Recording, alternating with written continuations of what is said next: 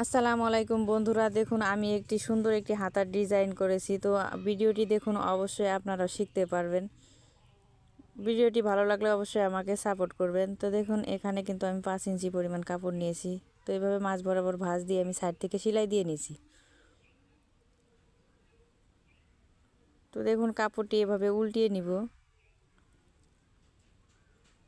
উল্টিয়ে এইভাবে হাত দিয়ে আমি দুই পাশে কিন্তু ডলে সুন্দর করে আমি একটি ভালো ফিনিশিং এনেছি। তো দেখুন, এভাবে আমি সেলাই করব। তো এই পাশ থেকে কিছুটা কাপড় নেব, এই পাশ থেকেও কিছুটা কাপড় নিয়ে কিন্তু আমি এভাবে সেলাই করছি। তো দেখুন, এই কাপড়টি এখন হাতার উপরে আমি জয়েন করে নিব।